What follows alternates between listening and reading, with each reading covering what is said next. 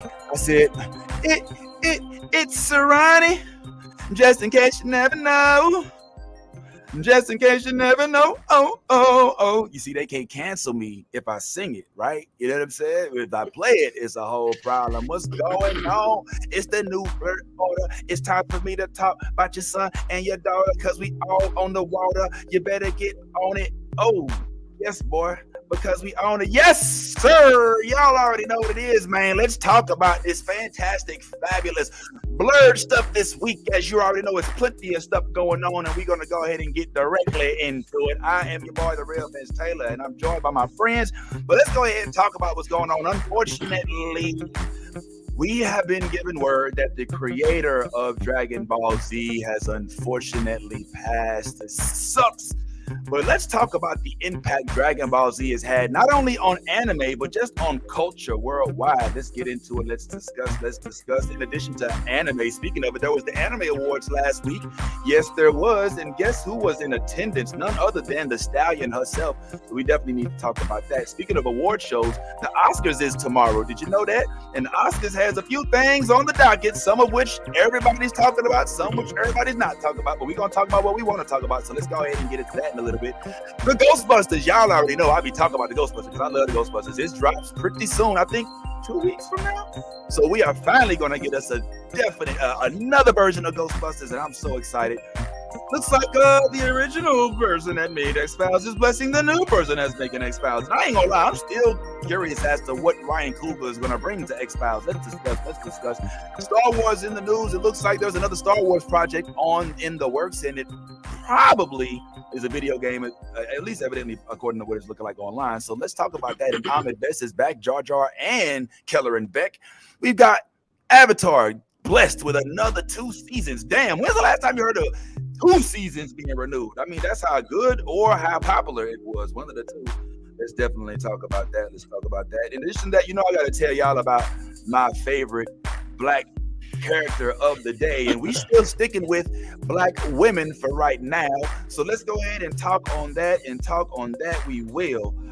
As y'all know, Halo did come out. It's season 2. We ain't really talked about it yet. We might talk about it today. We'll see. But let's go ahead and kick things off with none other than the Dragon Ball Z. We got some other things going on, but I just want to say what's going on. I am your boy, the real Vince Taylor, reporting live from the Oscars. That's right, I'm here the night before. You know what I'm saying? We're going to go ahead and talk on it before it happened. And I am joined by none other than the one and only Nolly. Yes, sir.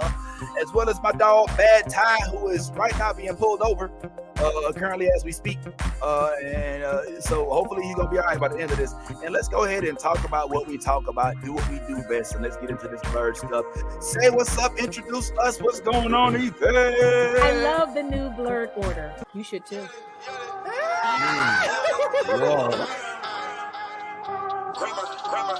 Let me get all this 10P Wayne. All the niggas rapping about the same old thing. I've been coming through with the same old gang. Ain't shit changed except 9 got a name. Got it out the mud but we got no stains. Cold ass lizard with a gold ass chain. The girl call me daddy, not my government name. Money on my mind, got them bands on my brain. Let me tell y'all about a nigga I know. The nigga stay clean so he always got hoes. Light skinny bitches like.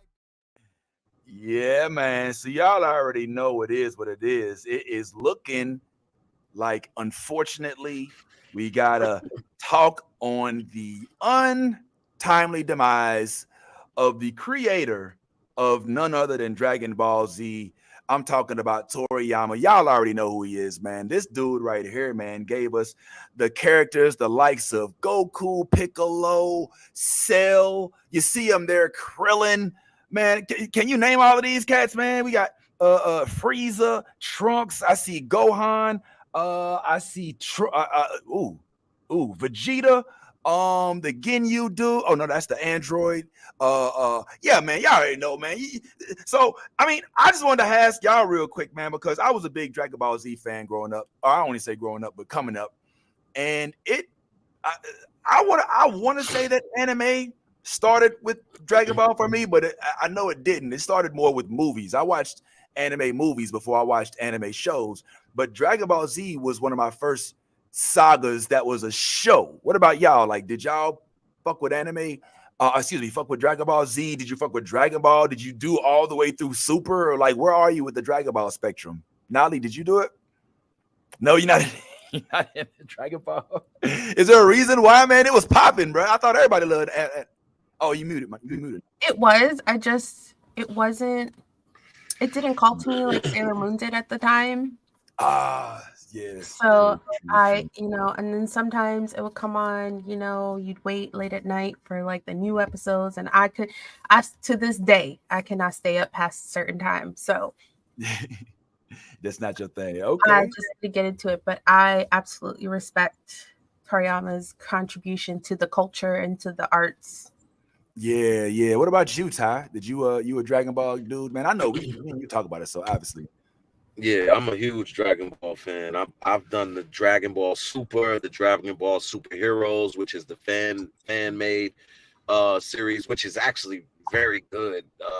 By the way, and this, when I heard the news yesterday, I was actually thrown by this one. I was like, damn, like I mean, death is always unexpected, but for some reason, it's like anime creators and comic book creators, they live forever. Like, it's like, you know what I mean? Stan Lee was 157 when he died. You know what I mean? So it's like, you know me and my numbers. But nah, I mean, it's so to hear that he passed, you know what I'm saying, at the right age, what was it, 70, 74? 68. Like 68. So that's definitely young, and rest in peace. But man, we're gonna definitely miss him, because we know what Dragon Ball looks like when he's not a part of it. And are you talking about evolution? Are you talking about? I'm. Oh man, what was the one that the Dragon Ball the Z Warrior shit, the one where Goku's son. What is I'm going on a blank. Son, it was Goku's son Gohan. is Gohan. Gohan is basically a teenager, almost adult, and he's working as a patrol around the city. I don't think he had anything to do with that. I don't think Toriyama was a part of that at all. Honestly, I'm gonna keep it real. I'm not as familiar with Toriyama in his involvement with the animated series. You correct me if I'm wrong, Nali. I don't want to put you on the spot, but I'm going to keep it 100% real. I'm talking about Akira Toriyama, but I wasn't really as familiar with him until his death and him being the creator of Dragon Ball Z. So I'm not as well versed on his involvement with the project.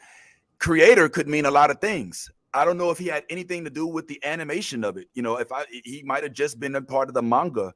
So I'm not as sure. I don't know if anybody in the comments wants to chime in, or if anybody has internet on the other side that wants to kind of elaborate, but I'm not exactly sure if he even had anything to do with the production of the Funimation cartoon that we used to watch. The anime that we used to watch. But regardless, he still is the creator. So if it wasn't for him, there wouldn't be no Goku or any of the other characters, including Mr. Popo. And I'm wondering if idea to make Mr. Popo the way Mr. Popo was with the purple lips and the black face. I don't know. Maybe that's not his fault. We'll have to just go to the internet and find out. But I don't know. I just know that Dragon Ball Z was my version of a soap opera. I used to run home from class. This shit came out when I was in college, and I would run to the dorm. We had a big one of them flat screen TVs with the booty. They was like so thick they looked like pickup trucks. You remember the flat screen? They used to take the whole family to drag into the house. We had one of them, and I used to go down there and we would watch Goku battle Vegeta, and then it was Cell, and then it was Frieza, and then it was Majin Buu, and we used to like make our schedules around Toonami. You know what I'm saying? Like, all right, I got chemistry in the morning. I got humanities at 12. Okay, I can't do nothing between 4 and 6. All right, so I gotta leave that area open, and then I go back to world history at 7. Like, it would literally would and if you missed Dragon Ball Z one day and some shit happened, like Cell regenerates or Majin Buu or Frieza gets cut, you don't miss that. you can't just DVR that shit. You just gotta find out from somebody else.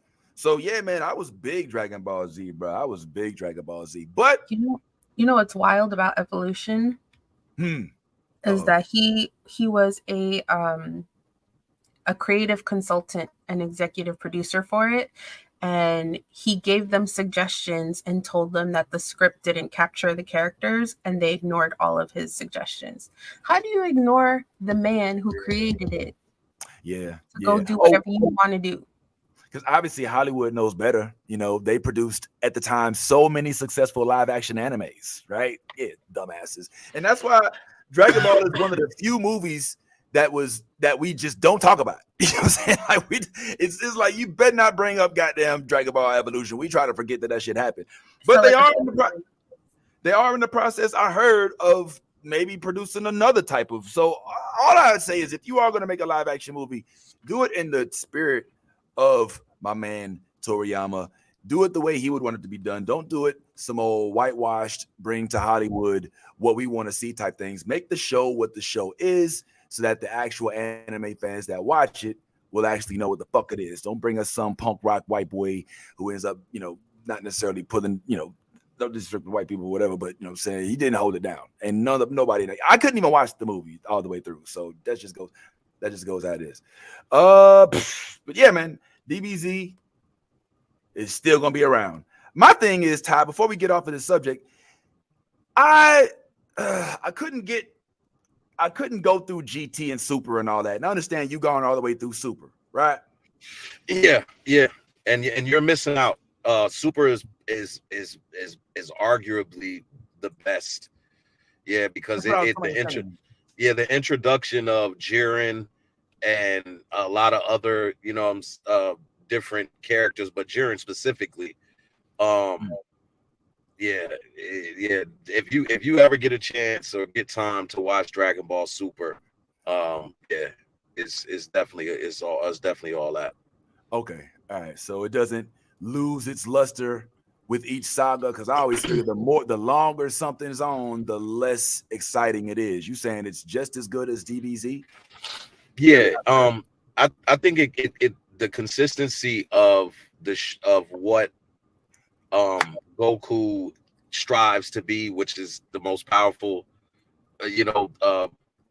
individual in the world, in the universe. Yeah. So any chance that he gets to fight somebody that he thinks might be better than him, he gets excited, and while everybody else is scared, like, he's gonna destroy us all. He's like, oh, this is gonna be fun.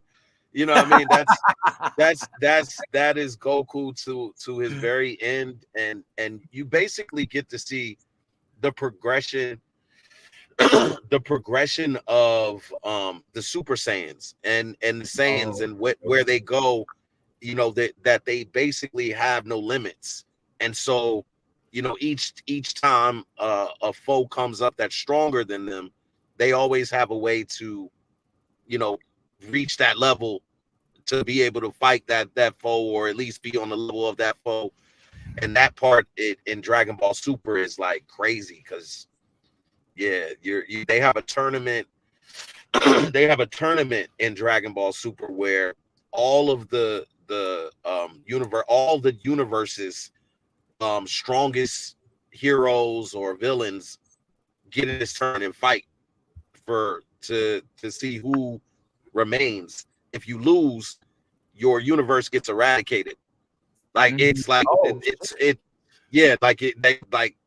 so if you lose in the tournament, your universe gets destroyed, and everybody in the universe is deaded. So yeah, that's the stakes. That's where the stakes are. All right. Well, I might have to check it out. I don't know, man. With anime, sometimes it gets so elaborate. You know what I'm saying? Like, you'll get lost in the million episodes they have. But DBZ and Dragon Ball was one that I was able to follow along from Dragon Ball to Z. I might give it a shot. But is it 100 episodes? Is it 100 episodes, or how does that work? You mean for Super? Yeah, Super. I don't think it's 100. It's probably in the 40s to 50 realm. That's still Yeah. a lot more. Nah. It's probably not that many. Nolly. Nani said she don't watch it. What are you talking about, man? Listen, read the private chat right quick, man. I sent you a message. Let me go ahead and bring in also we have another panelist that has arrived as we sit and go on from our Dragon Ball conversation. Let me help welcome to the platform. What's up, Tiffy? How art thou? Good morning. Hey, it's good to see you again. How's everything going? Not bad. It feels good to be back in town on a day where I can join in on the podcast. Yeah, I mean, are you any jet lag going from east to west coast, man? Oh, I went from east to west coast and had to go up to LA a couple times. So not jet lag, but finally the past couple days being in one spot and like catching up on things. I just watched Avatar, like for like, damn you. Yeah, like, but I also, that was my thing when they first released it. I was like, please don't release all the episodes at once because I don't binge watch like that. And I had to do I did 5 episodes yesterday. By the end, I'm taking shots and I'm just like, all right, here we go. Let's go. Come on. Taking shots, yo. I was taking shots. Oh man. Okay, well good. Well, I'm glad you're here. We were just talking a little bit about DBZ and unfortunately the death of Toriyama. Did you do DBZ at all, Tiffy, or was that your jam? I did. My cousin, I was way more of a Sailor Moon girl, and my favorite cousin, was a Sailor Moon girl. But growing up, Sailor Moon and Dragon Ball Z, they kind of went hand to hand, hand in hand. So I had cousins that were very into Dragon Ball Z, so I was into it, and I was way more. Hi, Darth Erebus. I was way more into the fandom side of it than I was actually following the episodes and what the story was. So I was there. I just wasn't paying attention. So he can't quiz Tiffy on. Okay. Well, we were just kind of going over the impact. I said that Dragon Ball was my first anime saga that was episodic. Before that, it was all movies. So this is when I started getting into the actual culture itself of watching anime on TV. But all I can say is, man, it sucks that you're gone, but we cannot thank you enough, Akira, for giving us something to run home to watch on Toonami, to sit. It was literally our version of General Hospital. This was our shit. So we cannot thank you enough for doing what you did, big bro. And man, flowers going to you. Maybe too late, but definitely never forgotten, my man. So having said that, I would like to expound on to one of my favorite new little segments. And since this is not only Women's History Month, but this week we actually celebrated International Women's Day as well, I would like to shine a light on some of my favorite Black women in character. And this week, the theme is Black women in DC live action productions. If you will, just let me go ahead and eat for just a couple seconds. So for the live action Black women, I want to shine the spotlight on some of the ones that I have as my favorites. And let's go ahead and start with some of the ones that you've seen on TV. Now, listen, I'm not going to lie. I love Storm. Favorite, best in the Marvel, but this is DC. So I'm going to shine the spotlight on some characters that haven't been seen as much, such as Vixen, who you all know, this is one of the young ladies who she's from Detroit, Michigan, all right? And she actually channels the spirits of ancient ancestral animals and things of that sort. And she actually played a role in Green Lantern and was a little bit in Legends of Tomorrow, stuff like that. Some of y'all may remember Darla from Shazam, Megan Good. She had a nice little part there as well. That was pretty cool. I also think an underrated pair of Black women in DC was the show Black Lightning. Gave us lightning and thunder. And these two ladies was badass. And I just feel like they did not get the level of respect I feel like they deserved. So if you have a chance to go back and watch, definitely give them a shot. The show questionable, but the actual characters that we did end up having with Lightning and Thunder was dope as hell. I want to shine a spotlight on Black Canary from the Birds of Prey movie, as well as for those who watch Titans, we had Starfire and Blackfire, two sisters, one of which ended up with Superboy. You have to watch to figure out which one it is. Let's not forget about the notorious Amanda Waller, of which has had many forms. We know her as now she excuse me, dang, her name, dang. why is her name blanking on me right now?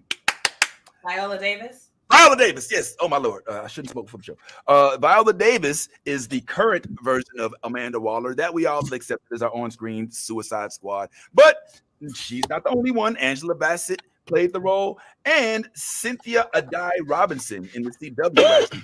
So, let's move on to some more DC characters. One of Tiffy's favorite, we've got Catwoman as well, who played a role, but she's that's not DC though.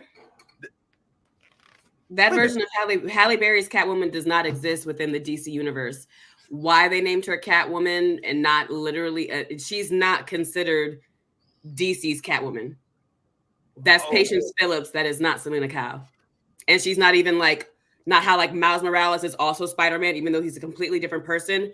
That Catwoman is not in the DC universe. It's not. They could have called her Cat Lady, and that would be way more clear. It's literally not in DC. I don't know why they did that. I don't have the answers. Okay, first of all, me for not knowing that. God damn, ain't that a bitch? And the whole movie was named Catwoman, and she said she wasn't even okay. That's a whole problem. But yeah, I don't know how they got away with that. I'm not sure why they decided to do that. But that's why there's no Gotham, Batman. There's nothing that. There's no Gotham. They're in a city, but no, it's not part of DC anything. She's just a lady that gets cat powers from an ancient Egyptian source that she learned about from a white lady. There's nothing there's nothing Selena Kyle, nothing about her. That's our Catwoman. You're right. All right, Darth, you got me, bro. Yes, I'm slacking. I forgot Viola's name, and no, I didn't watch Catwoman because I was afraid. I saw sometimes when I get told a movie's terrible, I get afraid that I'm. You saw Madam Web.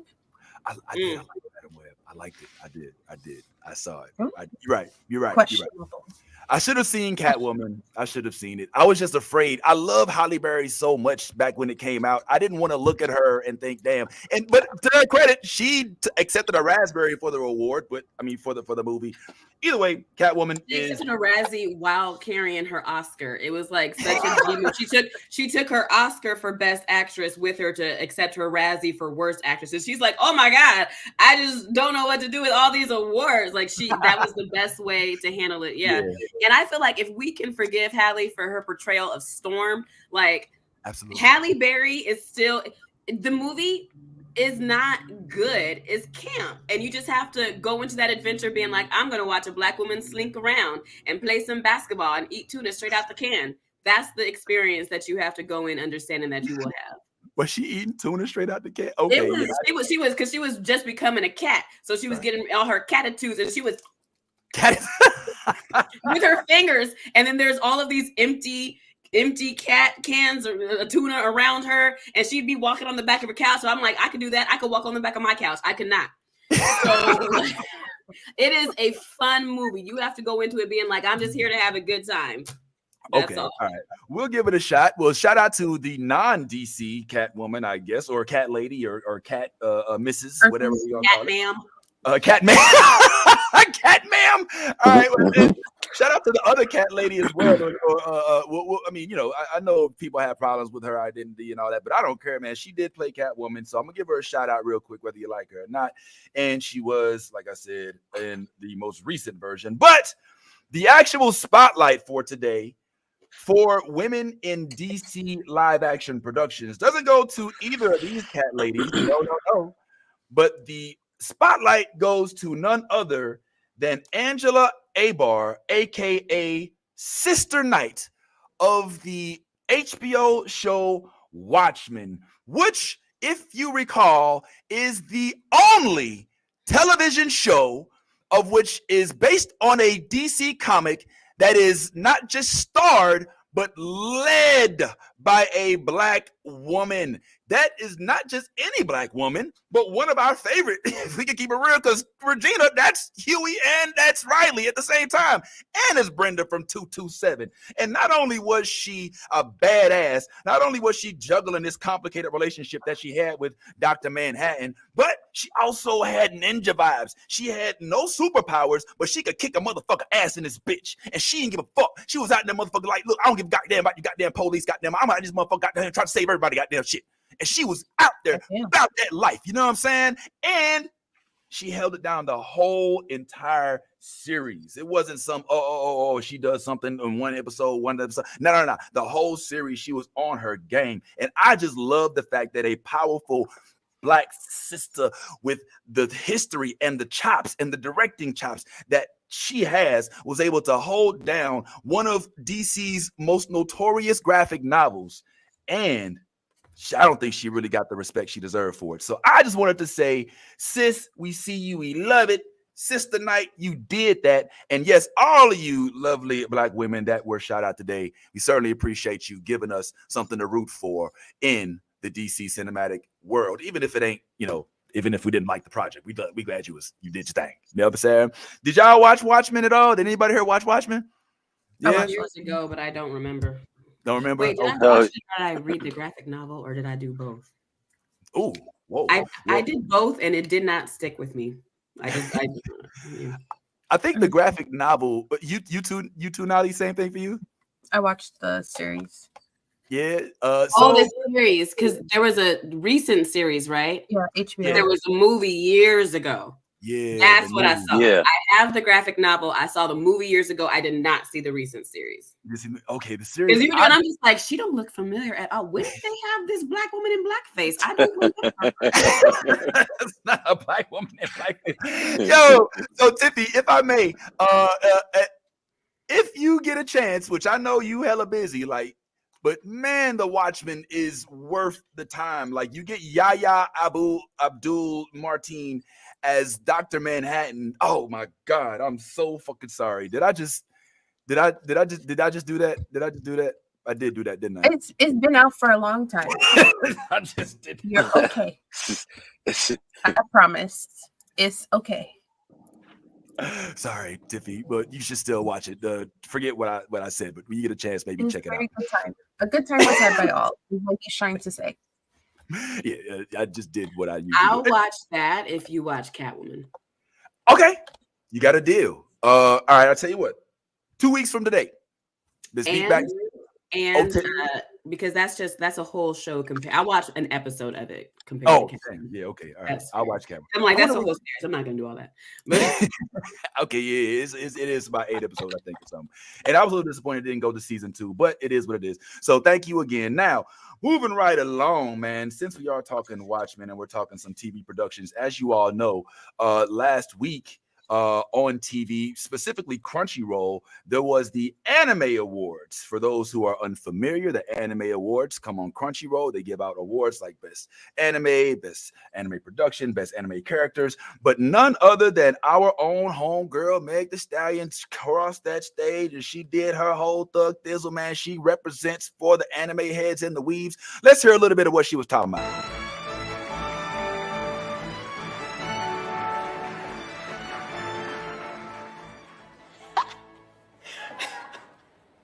I'm so excited. Okay.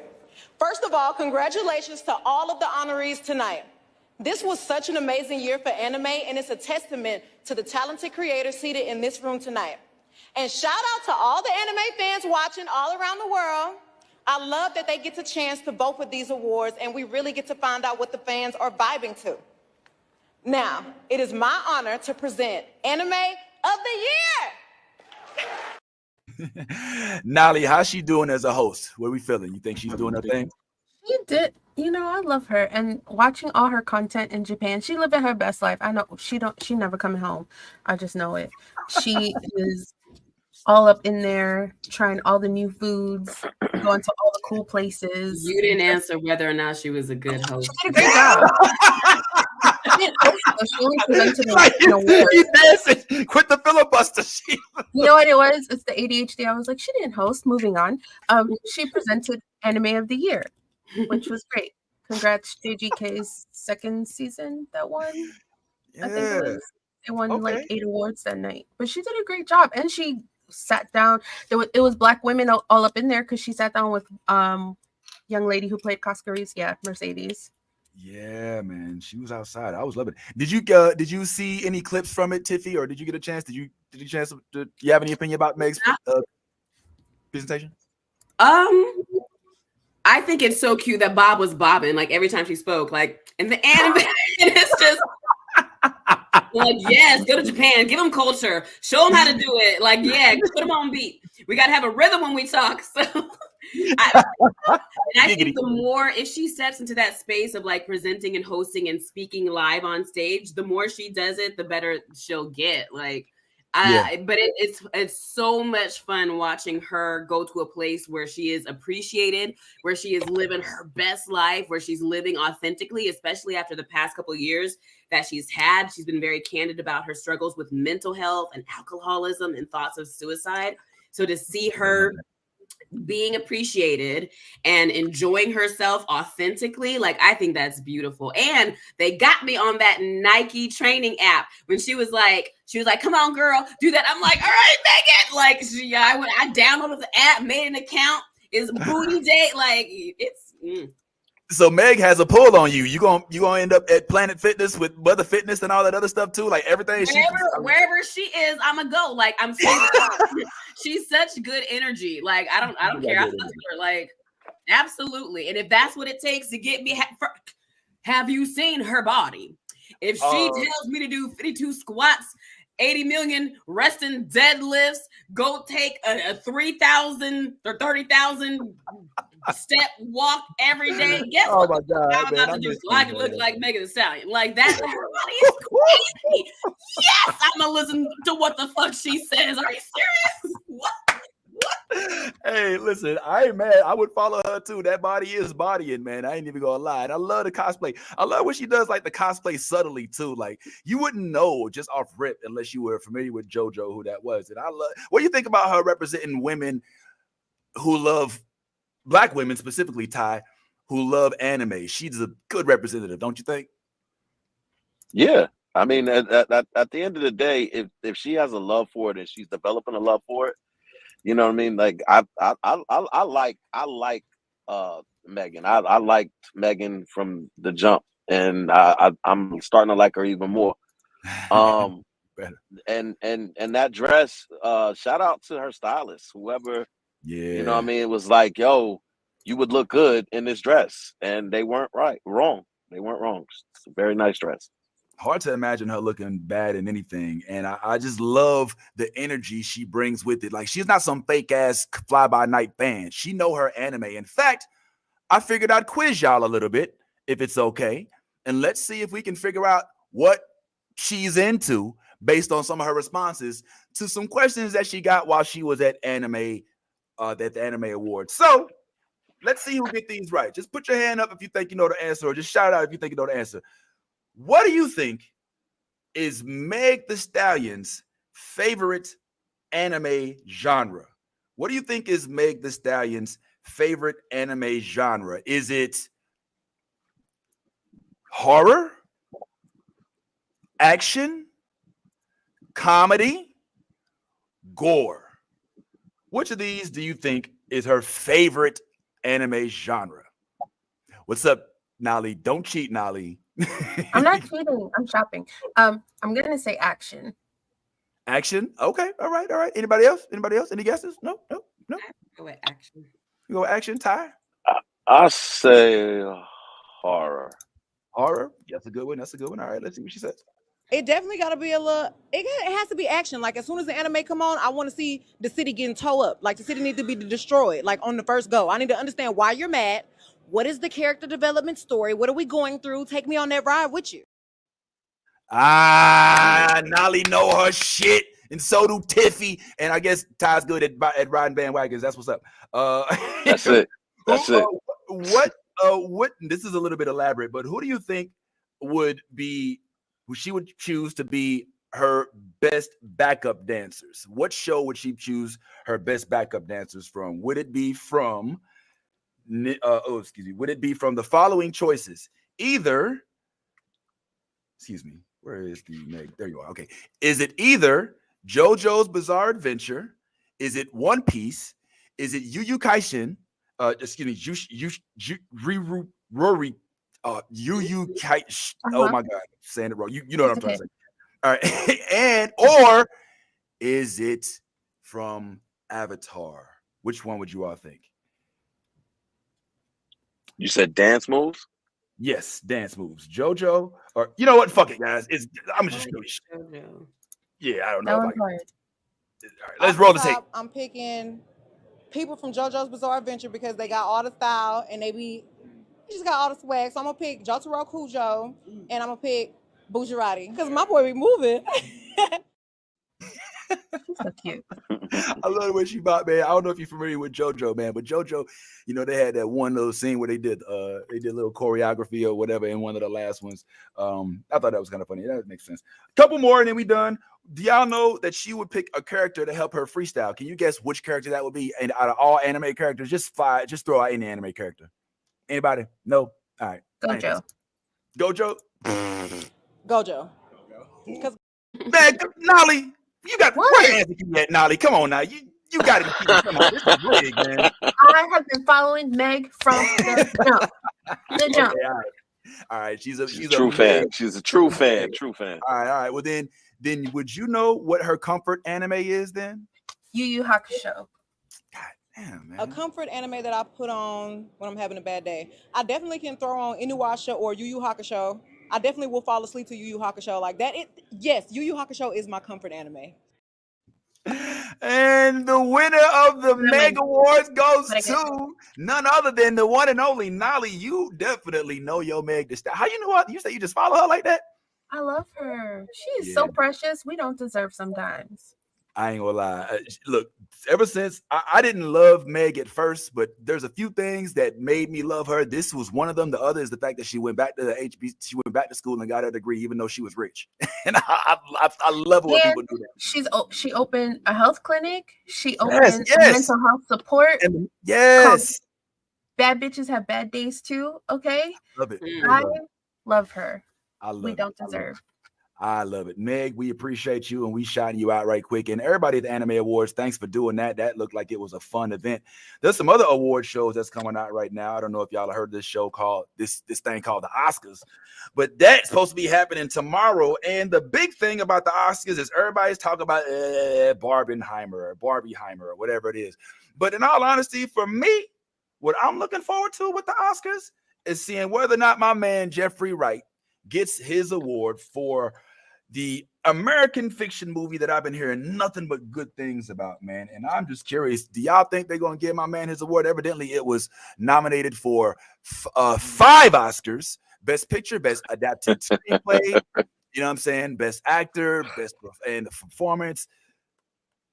Is he going to get snubbed? Or are they going to wise up and give him the Oscar he deserves? What you think, Ty, then Tiffy, and then maybe Nolly if you're down? Nah, he's not going to get it. He's not going to get it, and it's not that he doesn't deserve it. He's been deserved it. He's been deserving of an Oscar for a while now, but I don't think he's going to get it just because Oppenheimer's going to sweep most of the categories. It really is. Like I've seen Oppenheimer, and Oppenheimer was a very, very good movie. And it was a very good movie, and it's going to be hard to beat it because it already had such a, like, everybody's been talking about it all year, and it hasn't lost any momentum. So I feel like it's going to go to the Oscars and sweep. That does make sense. I am hearing nothing but Barbie and Oppenheimer. What you think, Tiffy? I haven't seen American Fiction, but I've heard good things about it. But yeah, pretty much what Neri said. If they can snub Angela Bassett for years, like I don't know, I don't think the qualification for winning an Oscar is necessarily being the best in your category. Right. So he could have done an amazing performance. It doesn't mean he'll win the Oscar, unfortunately. So you think? What you think, Nolly? Same thing. Same thing. I don't think. Like, yeah, it's 2024, and no, people don't want to see Black people prosper in such ways. And if they can snub some great acting, it's just, I don't see it happening, especially over things like Oppenheimer. Yeah. So we'll see, but they never want to let us be great. So I'm with Narice on this one as well, because that Angela performance in Wakanda Forever deserved, especially over Jamie Lee Curtis. I mean, give me a break. That didn't make any sense to me. You know, Everything Everywhere All at Once was an amazing movie, but her character's performance was not Oscar worthy. It was not. It was a pure snub as far as I'm concerned. I didn't see American Fiction either. I don't know I've heard nothing but good things, but I also know that not too long ago, didn't they have the hashtag Oscars so white trend going along, and they try to like make up for it the following years and try to like, now I wonder if there's any of that still resides that makes them want to put forth this movie just so that they can stay away from that happening again. No. You know what I'm saying? Black History Month is over. They don't have to perform anymore. Wow, that's the truth. It's true. It is the truth. But you know what's funny? You know what's funny about that movie though, Vince? If it did win, it just proves that the movie was right.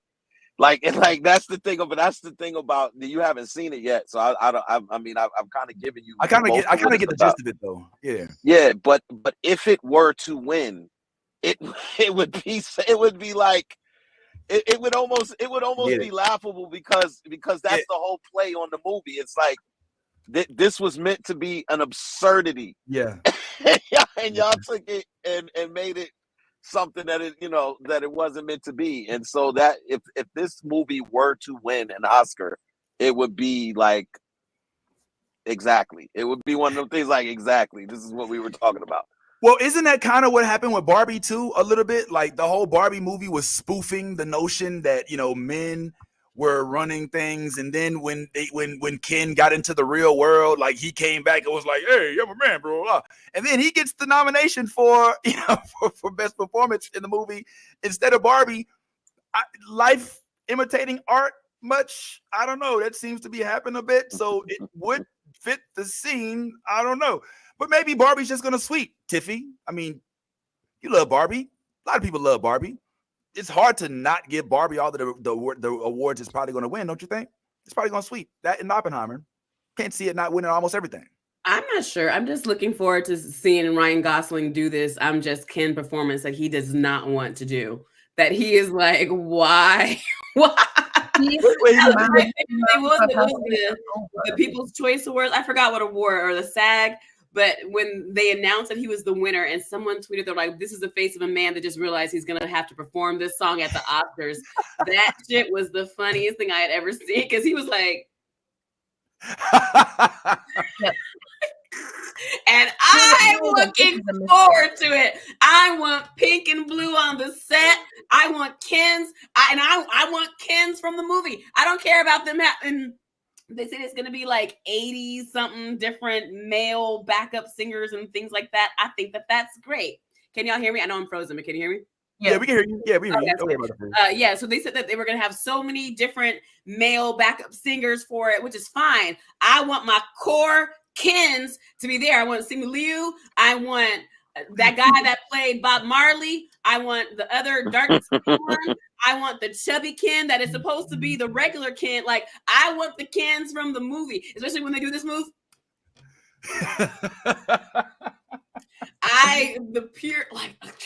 I'm tuned in for that specifically. The song that they're gonna sing, you know the song? I'm just Ken. I'm just Ken. Anywhere else I'd be a 10. Yeah, you don't know I'm just Ken because you haven't seen Barbie. I saw Barbie. How come you don't know the words to I'm just Ken? It's the man anthem. I don't know. I know the name of the song. I don't know the whole the lyrics. I didn't watch the. Where I see love, she sees a friend. Is it my destiny? Like that's it is such a ridiculous song. It's so great. I could not. Yo. Okay. That is a hilarious song. And the fact that we got to see it live now, and Ryan Gosling is just like, fuck. But like That's cool. I would like to see that and them tortured. And yeah, it would be cool to see. I wonder if they would be smart enough to cross promote. Let's put Ken, that's Bob Marley, but as Bob Marley, as Ken. I would like. It was like you see yourself. Yes, so send me Ken, like you could come with all of the Bob Marley energy. Remember when old boy was Elvis and he couldn't stop being Elvis for like 2 years? Like, what man, can't stop being Bob Marley. He still can't. Has the wig on. Yeah, you know what I'm saying? Love, what money, what rich, what riches. Oh yeah, say peace. Where Rasta, they live for peace. Ja Rastafari. You just saying, Ken, I love to see that. It was like a dance hall version of the I'm just Ken. Like, let's pull out, bro. Like, there's so many opportunities to cross promote this shit. Anyway. Was Bob Marley very well known for his dance hall music? Well, not dance hall. You're right. Reggae. Beer reggae, roots. Dong, even ska when they first was with the Wailers, but that's a whole other lesson. But yeah, man, I'm in. Right there, like you win. What, Nolly? What, don't give me the side face, Nolly. Come on, man. You know what I'm saying? Thank you, Bubba. Thank you. Appreciate it. I need it. All right, so that's what's going on with the Oscars. I'm honestly not interested in much else. I just want to see whether or not American Fiction gets its shine. I probably won't watch it. I'll just tune into the tweets for the following day. But hopefully you get your chance to shine, homeboy, because definitely we need more black movies to get their spotlight in the Oscars. And I would consider that a black movie. Ty, that's a black movie. Oh, it's absolutely a black movie. It's absolutely. There's no question it's a black movie. But again, if it wins, I can almost see Jeffrey Wright going up on the stage and laughing his ass off, like we got you. Oh, so this is, so nothing about me and the Batman, and nothing about me and all these other movies, but I do a movie where I'm spoofing black people being tough and stuff, and all of a sudden I get that. You thinking that he's thinking like that? That's what happens. Is it like when? Is it kind of like? Is it like when? Remember when Denzel? Sorry, hold on. Let me get this out. Remember when Denzel won for Training Day, and people were like happy at first, and then they was like, "Wait a minute, why did he have to play a villain? Some weird ass, fucked up, dirty cop." When all the other movies, he gets Malcolm no X. love for. Yeah, Malcolm X, Othello. I think was he in Othello? Oh no, that was. I'm sorry, that was Hidden Fences. Yeah. Is it? I think it was Hidden Fences. I think that was that was later on, but still. So you think that's what it's gonna look like? I don't know, man. We'll see. Yeah, I could see Jeffrey Wright getting up there and giving a nice little monologue.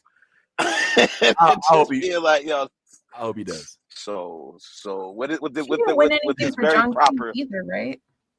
Was he in John Q? Oh, you mean Denzel? No, yes, absolutely. Yeah, Denzel didn't win anything. In order for him to win, he had to turn into a dirty undercover black cop, and that's when at first we was just like, okay, he won, but then we was like, wait a minute, why does he win for this? And so if that happens with Jeffrey, I guess we'll know that that's what it is. You know what I'm saying? But speaking of movies, golly, he played that so good.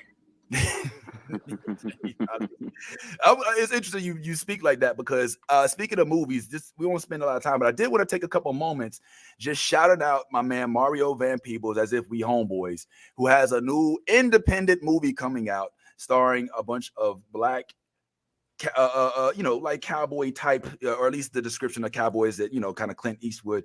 And I thought it was interesting. I only wanted to shout it out because it's not a mainstream movie. It's not going to get a lot of press. You're not going to see a lot of billboards. So only folks like us will be able to spread the word. And what I like about it is the fact that they do have an all black cast. They and even his son is in it. His son, if you look directly beneath him, is who he is.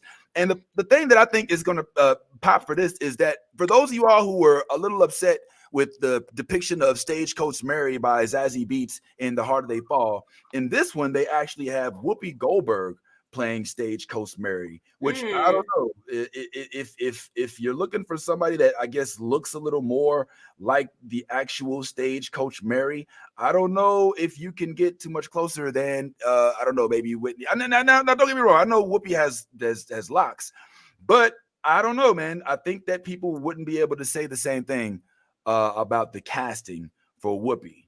So I'm interested in it. But are y'all westerns? Do y'all do westerns? I'm not a big western fan. Tiffy, no. Ty, yeah. You Ty, you're in the westerns. Yeah, I grew up on them. Ah man, I grew up on them. My my grandmother to this day still watches Bonanza and all of that. You know what I'm saying? Like, yeah, she watches all of that stuff. Like, so I grew up watching John Wayne and all of that kind of So yeah, absolutely. Yeah, not a big western guy myself, but I'm happy to hear that you like that. I'm happy for you for having this. You never seen The Quick and the Dead? That's like one of the that's one of the good ones.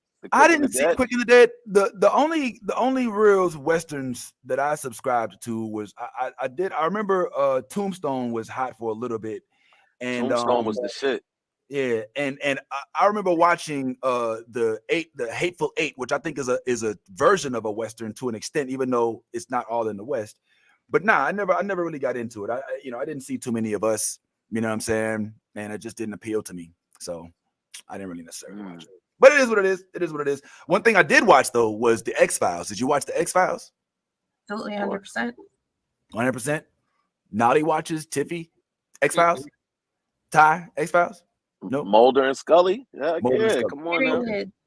All right. So in the revival that came out recently. Oh, so you watched the X? Okay, so are we geeked up or not about Ryan Coogler being the new helm of the X-Files? Nolly, what say you? I'm ready, but I hope he keeps it realistic if he's gonna cast black folk, because I know none of us would be running all up in there. You go to the white partner. You go in first. Yeah. You know. Ty, you think that Ryan can do X-Files right? Absolutely. I mean, it's there's a space for X-Files right now. There's really not anything popular in that same space, like it's been, in the past years, because we had Fringe for a while that was kind of similar. You had X-Files, and then like there's been a gaping hole for that particular genre. So yeah, absolutely. I would love to see Ryan Coogler cast some black people that are realistically interested in the in the science fiction realm, but also have sense enough to know not to walk into spaces that look like they could potentially be dangerous. I didn't think about that until y'all mentioned it. X-Files has been Scully and Mulder for the most part, but now if they do run a new X-Files, there will have to be a new lead pair, and I'm interested in the casting with that. That does bring me some more excitement about it, because I was just thinking about it kind of like Jordan Peele's Twilight Zone episodic. You know what I'm saying? Remember they rebooted it and they put old boy that was the X-Files. They put the Terminator dude, the dude as T2 was the main character, and they kept redoing it. If we have a main black character for one of the X-Files agents, I think that's going to change things, man. I think that's going to change things. Oh yeah, you're right, Naris. Yeah, and he does almost all of his projects have MBJ. So you probably will see Michael B. Jordan pop up in one of these. Yeah, I was thinking that too. Jordan likes that shit. Yeah, and he's into that stuff too. So hopefully we do see it. I just don't know what to make of it. So I'm really eager to see how this ends up coming out. And also, as we discussed briefly, Nolly, what say you about the potential for this new Star Wars project? And what do you think it's going to be? I mean, there's speculation that's going to be a video game.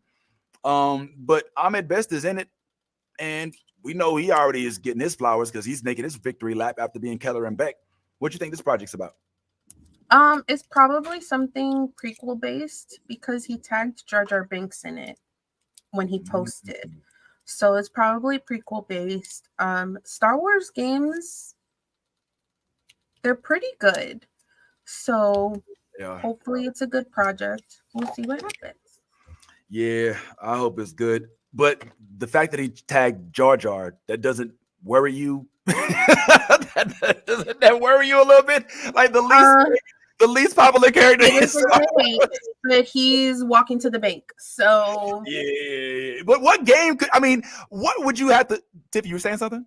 Wait, do you mean he's actually like Jar Jar or Ahmad Best, like the man that played Jar Jar? Oh, well, this is what I understand happened. He made a post about him being, he says, every time they pull me out, they call me back in, and he tagged the character Jar Jar, right, Nolly? Nolly. What just happened? Okay. we're doing shots. We have no kids this weekend, and it's our anniversary. Oh, you just took a shot. This is my second one. At 11 o'clock in the morning. What? Hold up, Nolly. What? Okay, all right. We are living. So, yeah, yo, Nolly, what you sipping on, yo? We're doing shots of moonshine right now. Moonshine. Give me see the bottle. What you got? What you working with over there, man? Happy anniversary, Mountain. Thank you. We went yesterday and had lunch where we had our first date and sat in the same table. Which, ironically enough, our first date was at Super Saiyan, the Dragonball Z the sushi joint, restaurant. Nice, down in Orlando. Okay. This is what we're drinking. Old Smoky apple pie flavored moonshine. Wow. Ooh. I Y'all don't gonna think get it's freaking later. It tastes good. Okay, Nolly, you officially got to be here until you start showing signs of litness. All right. So I'm already sweating, so it's coming. I'm about to say, I'm shopping. I'm adding things to my cart. Like, it's happening. I'm adding things to my cart. All right, cool. We're gonna draw the show out so you can do your thing. But yeah, to answer your question, Tiffy, I think that the project that he's in involves Jar Jar Binks. If I had to guess, my guess would be that the project has the Jar Jar Binks as a playable character, and that he's voicing Jar. Oh, wait, hold on. He didn't voice Jar Jar. He was just in the suit. So why would he do the voice? Now I'm really confused. And I feel like all the psychological damage that role caused for him. Yeah, they would have to pay me so goddamn much. No, he did do the voice. He did do the voice for Jar Jar? Yeah. Oh, I thought he just was in the suit. Well, okay. Who knows? Maybe he could be Keller Beck. We don't know what the project is. But he just tagged maybe he tagged Jar Jar because that's what he's done in the past. Let me check the Instagram post again.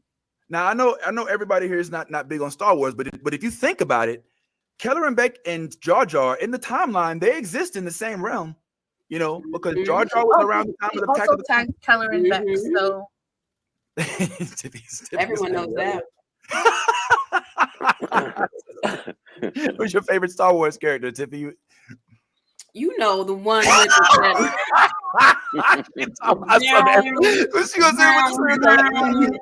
everybody know that. That's exactly my favorite one. The guy that he did the thing with the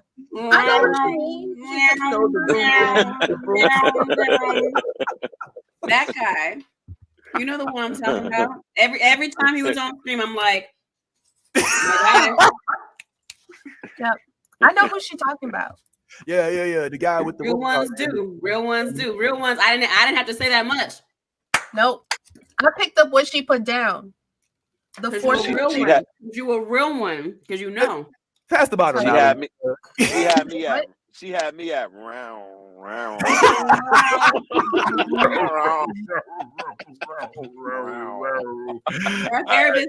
Darth Erebus gets me like Darth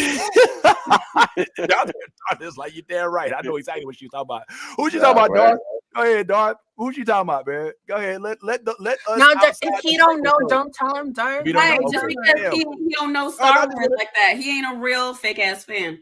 I just want to be down, Darth. The lawnmower.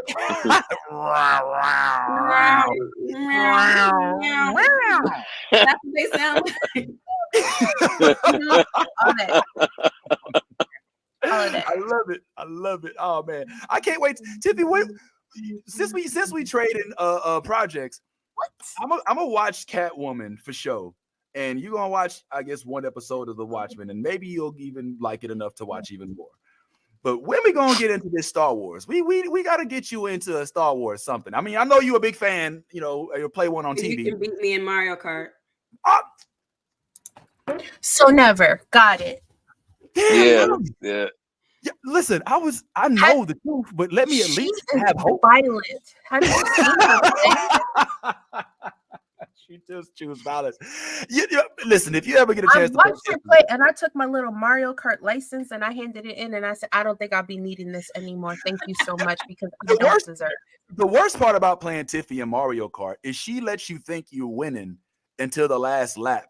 And then she starts doing every goddamn Tokyo drift in the world, and she just scopes by you right in the last lap. I don't think that's true. I think that I race a consistent race, and it's just me and my tunes. I like to drive with music on, and that's, I just create a nice environment. The funny thing is, like, even in my friend group, I'm not the best one. Like our friend Khadijah. God, my cousin David, like those are monsters. Like I'm here to drive and had a good time. I don't have no beef with nobody, and there's no one here to contest that. So like beef just beat me. Like both times she beat me, it was on the third lap. Like I was ahead all three up until like the last few seconds. Vroom, and you Peach, right? You do Peach. I do Daisy. I'm a Toad guy. You know what I'm saying? Maybe that's the problem. I'm a Toad. Maybe you gotta switch up your build and your main. You gotta. I can't do Donkey Kong. He's too slow, but he's powerful. You know what I'm saying? Depends. Like it just depends on your racing style, because each character has a different weight, and then depending on what cart and wheels you use, you just have to find out what suits you. Are you a car one or a motorbike? What's your? I prefer a bike, and sometimes I will struggle with a bike that maybe I don't race that well with, but I like the way that it looks. Because sometimes I'm like, man, I want the aesthetically pleasing things that go together, but it doesn't fit clearly my racing style. Sometimes I'll just struggle through it, because you ain't about to have me looking ridiculous on the road. Yo, wait a minute, hold on. So you coordinate, like you pick your vehicle for style. You go for style with the pick of the vehicle. First and foremost, yeah. Oh wow, okay. I didn't look. I try to pick the thing that's the fastest. It's gonna make me win, man. I don't never. Is it working? Only when I play everybody but you. You know what I'm saying? Which I still want my. We gonna get this rematch, and I'm gonna be over there with the moonshine, and we gonna make something happen. You know what I'm saying? But we didn't even play like. It was at an arcade. It was an arcade, yeah, man. So that's what made it worse.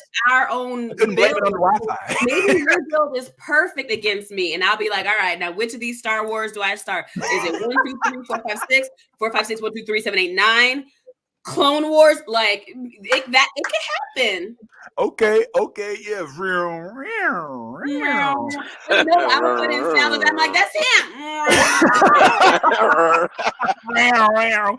Hey, yo, so Nolly, but while we're on the subject, we got a couple minutes. We got a little bit of time. Maybe not now, but sometime in our near future, we're going to bring Tiffy even further into the Star Wars world, even further than she already is, because she already is brown and she has a favorite character. I know, yeah. Yeah, but since we're refreshing her Star Wars expertise, what do you think would be the best place? I know Tyrone would say Andor. What would you say?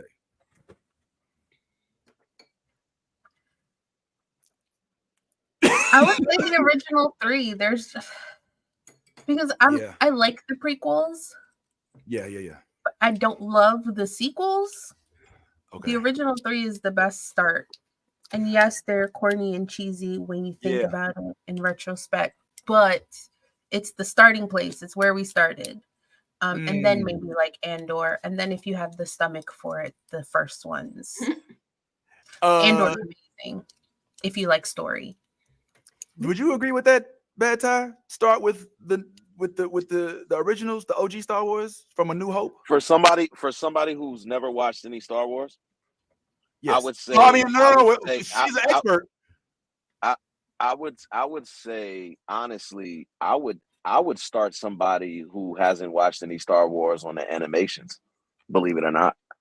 I would go, I would probably probably go Clone Clone Wars? or Clone Wars, Rebels? sure. Clone, even though Clone Wars is 5 seasons long, it's worth it. It's worth the journey. It is worth the journey. It does move the story along. And then I would, after watching Bad Batch, I would definitely say Bad Batch. Bad Batch has been. I wouldn't even put Bad Batch on the list if I'm introducing somebody to but again, this is someone who's never watched, and if you want them to be entertained and actually stay motivated into watching, then that's why I would say go with the animation, because the animation quality is really, really up there. It is really, really good quality animation, and again, the storylines. I mean, are great. What's her name? Ventress. Oh my God! Like, listen. There are characters within those animations that you're going to. Crosshair has one of the best character arcs out of any person in the Star Wars universe. It's true. It's true. He does. I can't. Tiffy. I would probably recommend Rogue One for an introduction to Star Wars. I do like Rogue One. And the reason is because I want to say New Hope. I want to say A New Hope because that's my introduction to Star Wars. But I saw it when it first came out, which means I didn't have that high of expectations for like computer graphic images and stuff like that. So I'm scared if Tiffy watches New Hope first, she'd be like, oh my God, like, why are they pulling, I can see the wires. You know what I'm saying? Like, you know what I'm saying? Like that type of shit. You know what I'm saying? Like, oh my God, like it's really old. This is what the fuck we was working with. Like, these are clearly puppets. You know what I'm saying? Like, you can tell, like, I don't want her to be like, what the fuck is this bullshit? You know what I'm saying? So I may start with Rogue One only because it gives that vintage Star Wars feel with an updated look. You know what I'm saying? And the story is undeniable. You can't deny. The only thing you lose with watching Rogue One is you don't get the round. What's the fucking point? What's the goddamn point? That's why I'm here. That's what I want to see. You don't get the round. You know what I'm saying? That's the only problem. So, but the story is it's an origin story. That story, the reason why, Tiffy, is because that story, Rogue One, is tied in with the original A New Hope story. So if you watch it and then watch New Hope, even though New Hope is older, you'll kind of have an idea as to what exactly is happening in A New Hope, which makes, I don't know if that makes sense.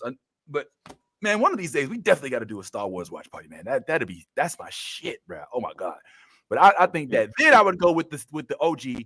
Then I'd go with the sequels. No, then I'd go with the prequels. And then the show, and then the animated series, and then the sequels last. That's what I would do. So I have that is so much commitment. What I'm gonna do is rewatch Avatar, the original. I'm gonna go back to my comfort show. I know that's right. I'm curious about your feelings about Avatar, since we got a couple minutes as well. Before we move on to anything else, since you did get a chance to watch it, first reaction, yay or nay? Hit the spot or did it miss it? My overall reaction is yay, with some asterisks there, just some points. Really? Yes. I want to hear this. I want to hear this. It's if you're going in looking for it to be exactly like the cartoon, you will be so disappointed. You will be so angry. So you have to go in really with the spirit and the heart of this is an adaptation. It is inspired by these events. And I try to look at it as if somebody was watching it for the first time, like if they've never seen the cartoon and they were watching this Netflix adaptation, would it stand alone just on its own? Is it still good? And that to me is where it's kind of I don't know, because the writing is really, really bad. The writing is so bad. Writing, like there's just no way around it. And in some cases, the writing does not support some really good acting. Like there are some great actors. Oh my God! And in the other hand, the writing wasn't going to help. Nope. But that there are some actors where they could have been given Oscar-winning material and it would not have helped their performance. Oh my God. So it's a little bit of both, and it just depends on what you go in there looking for. If you need it to be exactly like the original, you're going to be disappointed. If you want to see some aspects of this show brought to life, because some things they knocked out the fucking park, especially the dynamic between Zuko and Iroh and the flashbacks. Yes. Where they filled in the story and gave us more, showing the genocide of the air nomads. That shit was crazy. And Yatso being like, I'm about to take out as many of you motherfuckers as I can as I protect these literal children from death. That was crazy. Watch, and then again, the Agni Kai between Ozai and Zuko, the relationship between Zuko and Iroh. There are some things that they made beautiful filling that out. Beautiful. And there are some things where it's like, why did you make this choice? Also, the wigs? Oh man, I don't want to be violent against people. I don't even want to joke about that because I think this world is too crazy. But if I could just thump someone from the wig department on their forehead, because when a black woman in sight was there, because some of those wigs are so awful, and then some of the other ones are really good. It's just the inconsistency of it. King Boom, and I like I said, I binge watched it yesterday to the best of my ability. I took notes the entire time, and I have not yet had the outlet to get this off my chest. So y'all are getting it like right now. Boomy, because I have it as the good, the bad, and the what the fuck. Boomy is in a what the fuck category. What they did to that character. You mean to tell me after 100 goddamn years, you feel it's appropriate to take your anger out on a 12-year-old? My nigga, hell, they ain't got no therapist in Omashu? Because that's crazy. That's crazy. Where were you, and stop twisting up your mouth like that. Go drink some water. You look fucking dehydrated. Like, all of it was the costume department showed up every single day. The CGI department showed up every single day. Everything about the looks of the bending looked incredible. Every animal, if it was a regular animal or one of the weird avatar hybrid animals, all of them looked incredible. The scenes, I know some people don't like completely CGI sets. That does not bother me necessarily. Everything looked good. The Water Tribe, their area looked good. The Fire Nation looked incredible. Earth Kingdom looked amazing. And then, am I thinking of forgetting one? Oh, even seeing where the air nomads looked. The sets were amazing. And then here come motherfucking Katara. That girl, I want her drug tested. I want her tested. She showed up so sleepy. And I hate to say it. I hate to be harsh because she's a young woman, and I understand that she's done other acting things that I have not seen her in. But for me personally, she ruined every scene that she was in, and moments that maybe could have carried more weight that I'm like, I know I'm supposed to feel something here. I literally could not, because when I thought her acting could not get worse, it somehow did. And at some point, my notes are literally, I want Katara to shut the fuck up. And then all caps, shut the fuck up, Katara. Like, I literally was indulging notes to myself about this girl's acting. Yes, Vince, you have a question.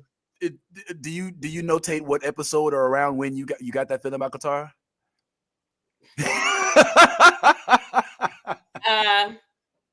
Episode 1.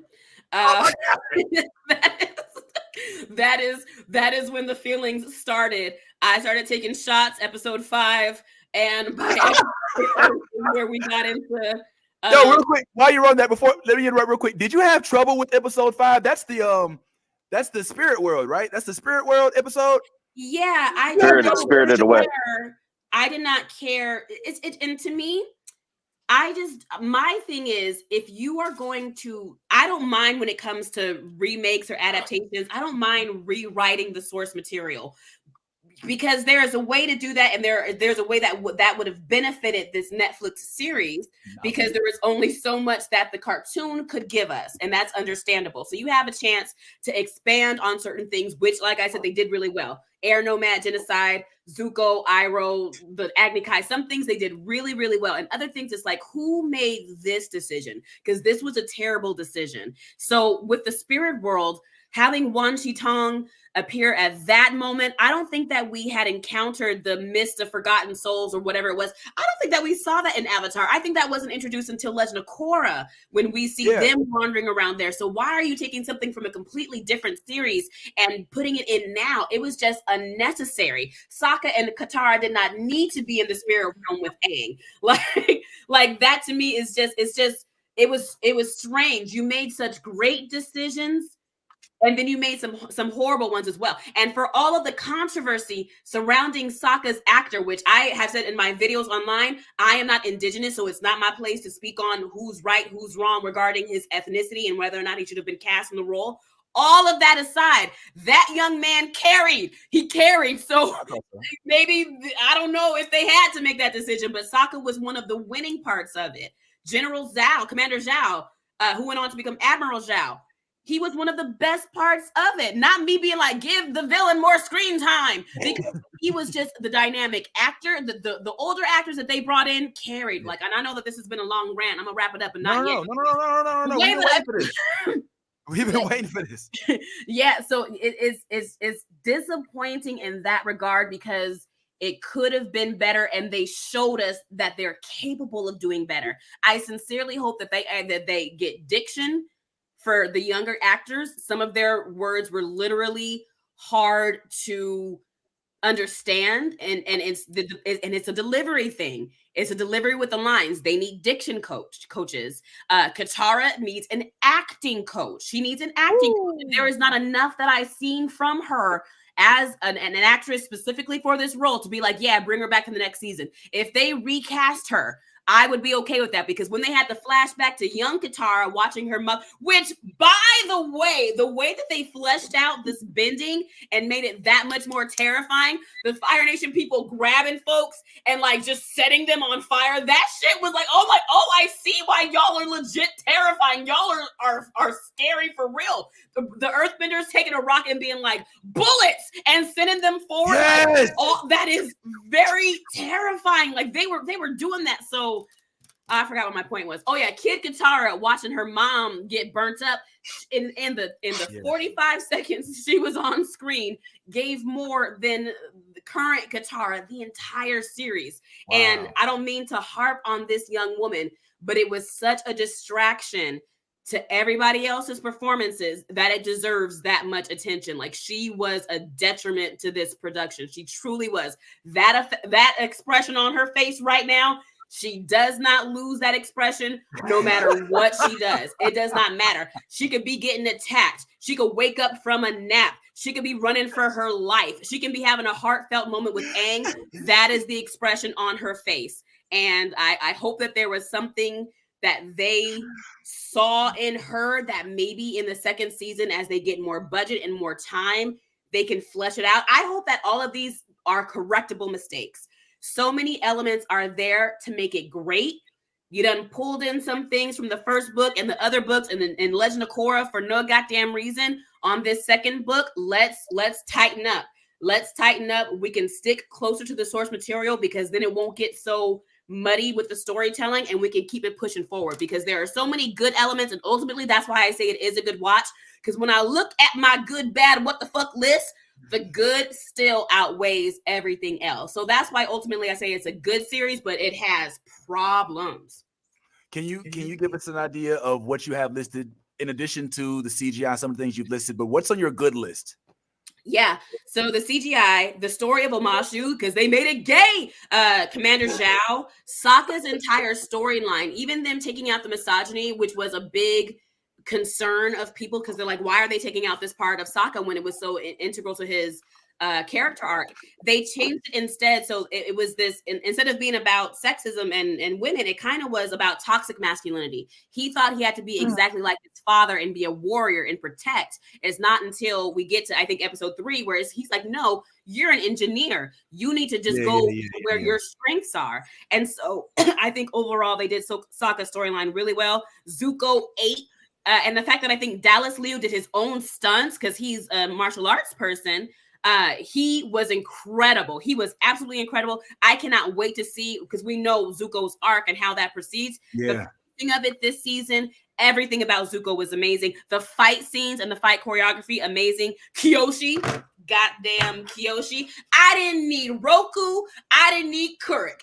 And I need these adults to stop looking at this 12-year-old. And it seems like what the creators did of this show, they're on the side of the internet that makes arguments about Avatar, and it's like they heard none of the counter arguments. It's, well, Aang left, Aang abandoned them. Aang was 12 years old.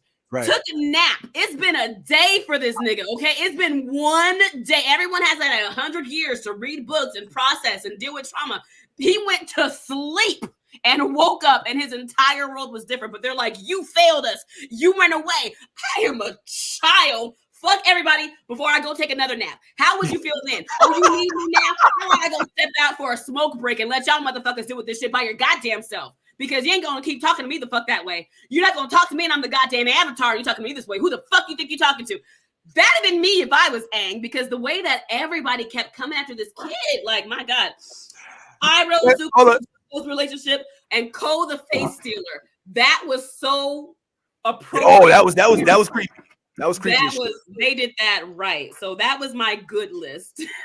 Well, so I'm confused. Did you not like that people were referring to his leaving them at like period at all? Because I think there wasn't there an instance where I forget what was the monk that he was closest to back in, yeah, didn't he give him the permission? He said, yo, it wasn't you. Like, he had that moment where he was like, yeah, I love that. I love that finally and I think that's maybe why they wanted to build that up, like where they had everybody against Aang, so that we felt that emotional impact where he did reconnect with Gyatso, right. And Gyatso being like, hey, you can let this go. It's not your fault. We don't see that until he meets up with Guru Patik, I think.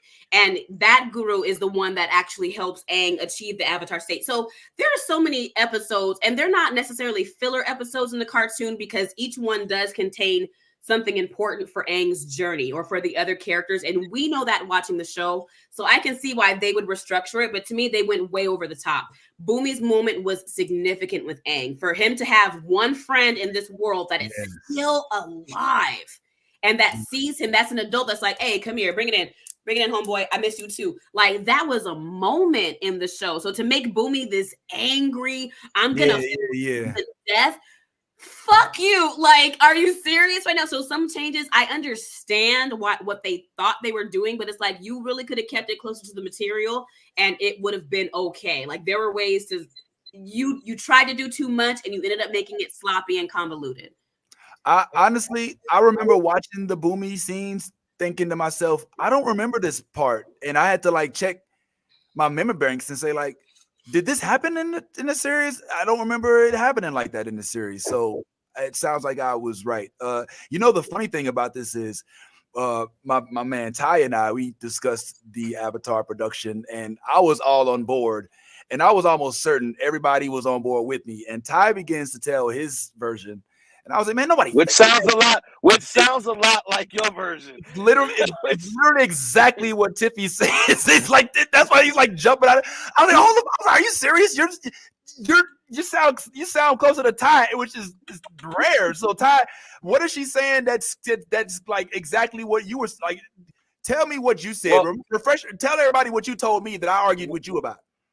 Well, I definitely spoke about the acting because that stood out immediately. It was like I couldn't connect with these characters. I think they spent more time on casting and not really worrying about the fact that these actors maybe didn't have the acting chops for what they were asking for them. Was it not all the actors? Just some of the main specifically when it comes to the good parts of the show. She spotlighted it right on cue. Zuko and Iroh's relationship is beautiful to watch on screen. That in the last episode, that moment when Zuko tells Iroh, I don't know what his son's name was, but he was like, he would have been proud to have you as a father, and then he hugged him, and it was just like, every moment with him and Zuko, it meant something. It touched you in a certain kind of way. Yeah. And that speaks to Iroh's acting and Suko's acting. I didn't. There's one point that you made about Sokka being. I didn't really like Sokka as an actor. I didn't really like his acting. I didn't really like him in his role. There was again. It was hard to connect with him. I thought Katara actually was better than. I mean, you said she was terrible. I actually thought she was pleasant, and I'm gonna tell you why. I think the journey of her bending and her kind of going through the process of learning her water bending and seeing it on screen, because the bending was so nice to look at when she was going through those processes of learning how to do different bending styles and everything like that. I thought that was really good. I thought when it came to those moments, like especially because I'm really talking about the last two episodes, because there was a lot in the middle. The middle episodes were kind of hard for me to watch. Like I would have to come back to them because it just wouldn't keep my attention. Around 4 and 5, they got a little slow, yeah, it got a little slow. But those last two episodes, I was really impressed with the last two episodes. But as far as like everything, most of everything that she's stated about, I'm on board with. But I do definitely think that it was more about casting and looks and everybody looking the part than actually being able to play the part. And I think you said it. If they can get some acting lessons and just kind of hone their craft, then maybe season 2 and season 3 will be much better. But as it stands right now, Iroh and Zuko, for me, were the best thing about this Avatar series. That was hands down. There was not even nobody even close. And I said I didn't really like the Aang, the young boy that's playing Aang. He's another one that I really couldn't connect with his character. It was just like there were parts and specific scenes where he just looked lost. And it was just like, I'm nitpicking, but I thought Aang was great. They made him Aang was adorable in the first one, and this kid's pretty adorable too. But yeah, he's adorable. Also super sassy. Like when he's very sassy, and that's from a sassy person. Like Aang wasn't that sassy. Like when he's trying to meditate and go into the spirit world when they're dealing with like, Levi and Ko the Face Stealer. When he's like, "Hey, I'm trying to meditate," and it's just like, yes, Aang had a little bit of that spice, but. And then they kept giving him the same lines. Like if I had to hear him say one more time, "I'm the Avatar. It was my responsibility to do this." And they just kept giving him, and he kept revisiting that same thing. And I'm like, give him another line, give him something else. There was something kind of off about. I don't like when children thrown to me either. I'm like, Nolly, what say you? Are you on board with everything everybody's saying, or how do you feel about everything? The math is mathing. The math is mathing. Did you have a favorite part of Avatar or least favorite part, Nolly? Omashu, the story, and singing Secret Tunnel. Secret Tunnel. I have to say, for me, the first 5 minutes of the show just put me in a whole other, like, seeing the way they depicted earthbending. You know what I'm saying? Like in the series, it's like a lot of, they play around with it, and they got a lot more elaborate with Korra. But man, to see like these dudes like building walls in the middle of the street, you know what I'm saying? And this one dude is, I was in the whole way. And then they started with Aang's story instead of with Katara's story, as opposed to in the series, in the cartoon, the anime, whatever you want to call it. They kind of gave you Katara's leading story and then introduce you to Aang, whereas they go the opposite way with this one. What was your thoughts on the sister? Because I was a little disappointed in that they made the sister I felt like she started off ruthless, but then she started to give us like vulnerability, You know what I'm saying? And I don't remember her being vulnerable in the series. She was just a beast, you know? Yeah, that's a place where I think that expanding the story makes sense. Introducing Azula in book 1, because we didn't see her we saw her briefly in a flashback in like episode 5 or something like that. And then we don't see her to the very last episode to set her up for book 2. So getting Azula this early gives us more chance to care about her character and really watch her descent into madness. And I was on team, if we don't see blue fire, we lighten this place up. Like that was me. But we saw a flash of the blue fire, and it was directly related to her losing control, where they practically had to pull her off someone that she was just supposed to be sparring with. So we're clearly going to see, and we see Ozai taking delight in this. He sees what he's doing to Azula, and like an abusive parent, like an abusive, narcissistic parent, he's like this nigga sat up there and smiled watching her struggle with what he was saying to her, and very much enjoying pitting them two against each other. So I like how they flipped this dynamic to really make Ozai so much more of a villain, because this just wasn't a brother and sister, and for whatever reason Azula is insane and really dislikes Zuko. No, this is a father that has pitted his two children against each other, because that's going to produce the strongest leader for the Fire Nation, because that's what they value. So I think that she did a great job of coming in like, I'm doing everything right. I'm clearly about to kill it. My brother is banished. Oh, he found the Avatar. No matter what I do here, it is not enough. I can't prove myself. I can't do anything. They're setting her up for greatness. And people, it's really weird that so many people on the internet got up and hated her face shape because it's rounder, and Azula doesn't look like a 25-year-old like she does in the cartoon.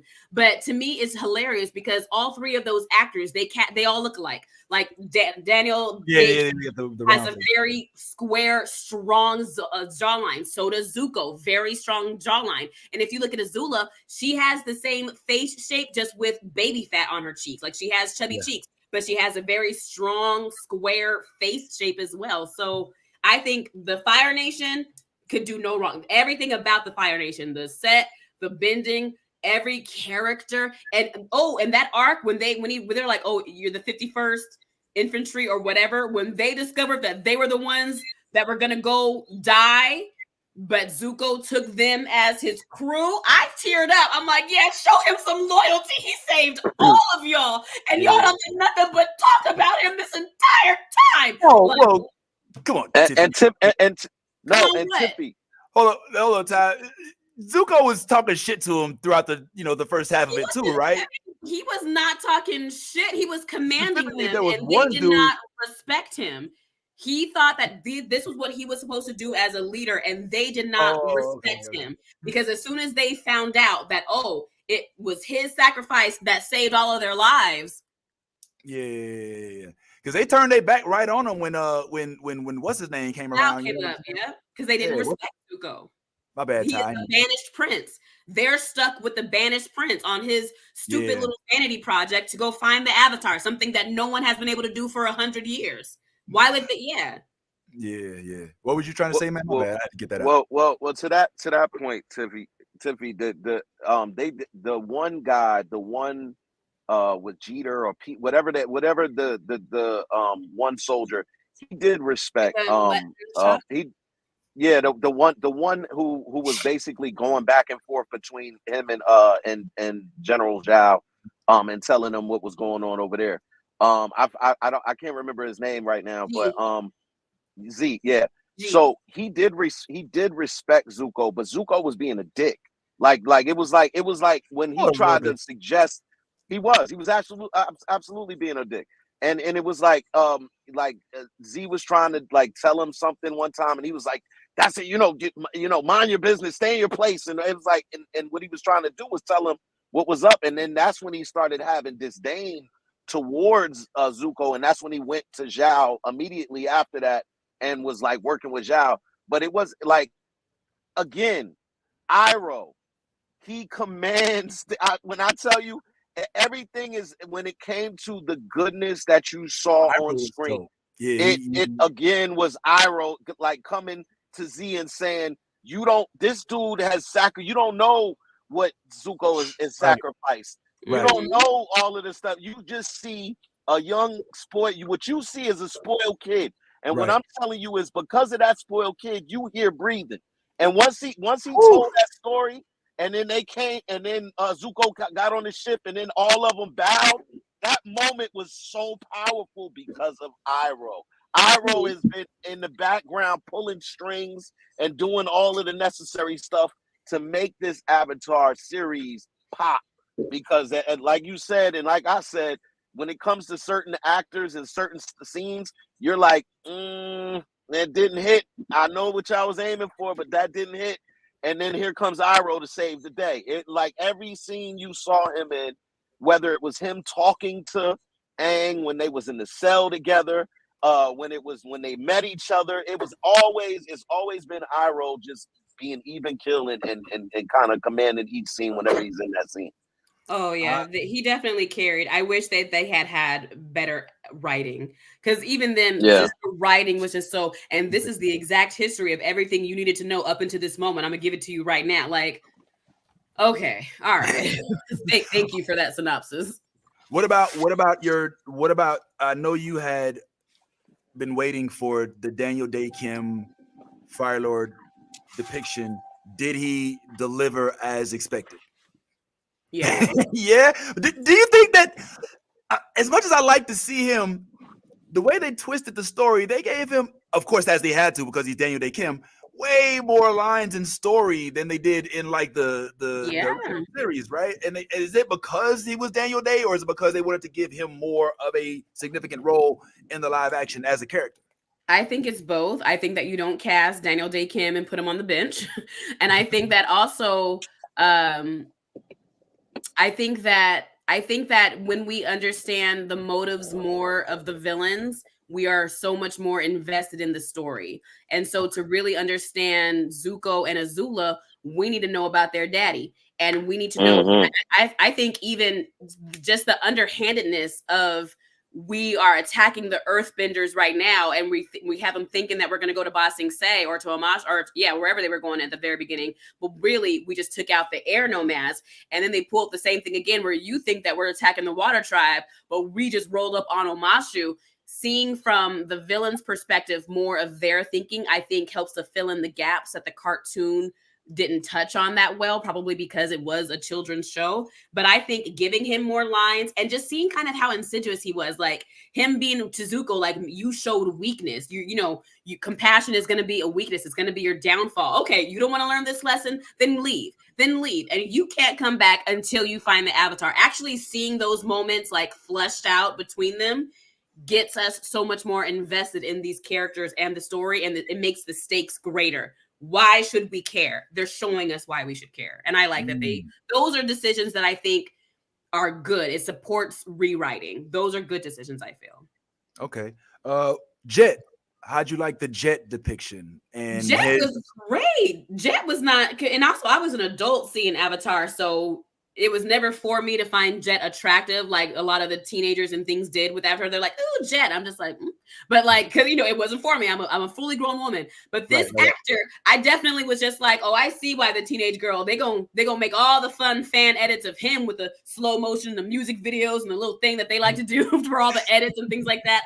I think that he did a really good job of playing that like shaggy-haired bad boy that would very much make a teenage Katara not question her morals, because she never did that, but maybe she didn't see those red flags because she had a little crush for a moment. I think that Jet knocked it out the park.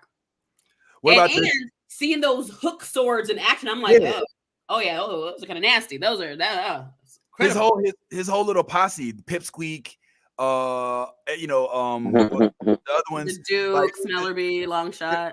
They're giving like Lost Boys vibes. It worked for me. It worked for me. I was waiting for how they were going to introduce his bad side. I liked how they gave us full, we're the good guys. I like how they went full, like, we know, we've seen it. We like, all right, yeah. And then when it got exposed, I like the way it happened. I love the fact that he's a ruthless, he's like, that's what the fuck you gotta do. We gotta change shit. He gives me Killmonger. You know what I'm saying? He's like, look, man, we try to change the system. You gotta break a couple eggs if you want to make an omelet, right? Right. And Katara's like, you can't kill people, Jet. Yeah. But you can't This is wrong. Like, sorry. I got it. All right, so, what about? I'm just spitballing here. Did they deliver on Appa and how he got around, how he looked on screen, his personality, all of that good stuff? Was Appa on point for you? Was that on your good list? Yeah, specifically under the CGI, every animal. So Appa, Momo, the anteater thingy that the bounty hunter lady had, June.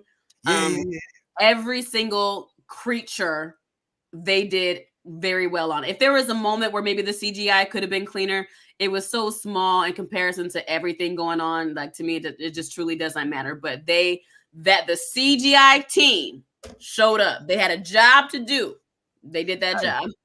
Okay, well, last question then. As you may know, we've already gotten word that it's been renewed for seasons 2 and 3. What do they have to do for 2 and 3 to avoid having your critique of them being negative and, just make it much better? My critique wasn't negative. My critique is overall positive for the show, and I recommend it. But as far as improving what they can do to improve the next season, if they stick with these actors, diction coaches, because literally some of the lines, it's so rushed when I'm like this was the best take. This was the take that made it. So diction coaches, and it is that important. Acting lessons for some of them, and then a complete rewrite of the script. Writers that can stick, that are better storytellers, that can take the material, and even if you decide to deviate from the cartoon, I think that's okay with adaptations. It still has to make sense just within the context. If a non-Avatar fan, if you've never seen something from Avatar, you should be able to watch this show and still follow everything that's going on. But it was all over the place at some parts. So we would need to streamline that storytelling, even if it's not exactly like it is in the cartoon. That's okay. It just has to be better overall. Get rid of these corny lines. "We're the good guys" was a cute moment, but it felt like there were too many moments where they were in the writing room, and then we could say this, and it's gonna hit them real hard. No. It did not hit, I think, the way that you thought it was going to hit. So writing, acting, and those are the biggest things for me. Everything else can stay the same. The costumes, the set, the CGI, all of it can stay everything. The same. Yeah, I think my favorite part of it was watching the world come to life. It looked, if you muted it, it looked almost exactly like the cartoon. Like the actual appeal of it visually was stunning. It lost nothing in that regard. I mean, yeah, there might have been a few moments where you could kind of see the animation, but like you said, with the face face stealer, and that shit was creepy as shit. Like, and I told y'all from the get, I wanted to see how they did the water bending shit, man, and they did not fuck that shit up, man. They did the water bending. They even to see the fire bending, like when it was doing the sparring and all that, like, was dope as fuck. So I like the image, and that's a big part of it for me. So I'm sorry, and the wigs, because people were saying that the costumes gave cosplay, and I think it's because of how bright they are. That did not bother me. The costumes can stay exactly as they are. It's the wigs that are making it give cosplay. Princess Yue's wig, and actually none of their wigs are bad, so this is not a great image for that. But Princess Yue, if you have an image of her, that was so egregiously awful. That was so terrible. That was it was so bad. Princess Yue, like, it's the wigs that give it a costumey feel. Did anybody else have a bad wig, or was it just her? Princess Yue had a bad wig. In the Fire Nation, a lot of the places where you see the beard attached, those were not great. Community theaters with spirit gum and things from their local costume shop have done better facial hair. Like, it is so bad. It's so bad. The other bad wig is episode 2 when they went to where they had the fans, where they were using the fans, the metal fans. You know what I'm talking about? The one who ran the village. The one who ran the village, she had a wig on, and her shit was terrible too. The ones that the mother. The mother. Her wig was not terrible to me. Because I don't think it. Oh yeah, that's Yue. Nothing is as egregious as that. Yue. That does not make sense. How do you take someone as beautiful as Amber Mid Thunder and make her look like that? Oh God, it's just so not good. But and that just reminded me to add to my incredible list the Kyoshi Warriors, Suki, and the rest of them. Incredible. Yeah. Like that scene set us up.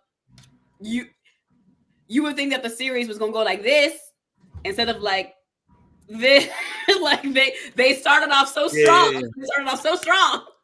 Yeah, the Kyoshi Warriors was badass, and martial arts. Yeah, I love. Y'all realize that girl, the young lady who was playing the mother of the girl who fell for Sokka, that's Wendy from Karate Kid 2. Kikimo, excuse me, Kikimo. That was karate. That was Danielson's girlfriend when he went to Okinawa.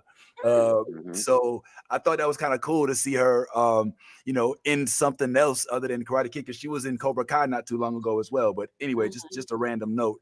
But yeah, overall, I think that we have much to look forward to. I think the critiques we've launched are definitely valid, and hopefully they listening so that these next few seasons won't have the same issues the first ones. Because I mean, they can brush up on those couple things. I think that they're looking at possibly awards. Super fixable. Just like, please listen to the feedback and just listen to people, because listen to the right feedback. All right, because there's a lot of feedback out there.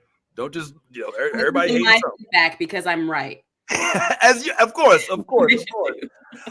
Speaking of shows that have a lot of martial arts, just bring this up real quick on the way out as we're starting to wrap things up. I didn't watch this, but I know the two on the bottom did. Nolly and Ty, you guys are fans, if I'm not mistaken, of the show Shogun. If I'm not mistaken, right? You guys have seen this? Yes. And so spoilers, because I'm about to watch it. So no spoilers on the Shogun. I haven't seen it either. I haven't seen anything, as you know. I'm out the loop right now. But if I'm not mistaken, Shogun, I haven't seen it, but if I look at it, this looks like a live action Ghost of Tsushima. You know what I'm saying? I don't know what it's about, but the appeal of it, he's giving me Hunter, he's giving me Assassin. But we did just learn also that it's not even going to season 2. So what's going on? Like, what, Nolly? Like, why? I guess the person involved with it says that they wanted to end it this way, but after watching season 1, are you upset that there's no season 2? So it's episodic, so it comes out every week. But it is based on a previous miniseries and a novel, and they said they filmed the entire season to end where the novel ends. And I, for one, am a fan of, if you don't have more material to go off of, don't fix it if it ain't broke. Game of Thrones. I'm just saying. But it's very good, historically accurate to the times. Down to how they even speak Japanese. It's beautiful. It's well worth the watch. 100%. Ty, you agree? Absolutely. This is one of those epic shows. If you've ever seen Marco Polo, or which to me is like this is almost a carbon copy of that in essence. It's these are the type of series that make stars out of actors. So you're like, this or brings a whole bunch of stars. In this case, a lot of the people that are already on here are surging or have surged. So I'm right now on the 3rd episode, I think is where we're at right now. And it's giving the scenery is beautiful. The scenery is beautiful. They show everything. They show all of it is gorgeous to look at. Without spoiling anything, it's a good show. Yeah, because that's the old boy that plays Scorpion. Like he's Scorpion from Mortal Kombat. Yeah, it also has the people that just were on Monarch. So you have the father, of the young lady that is the main character on Monarch.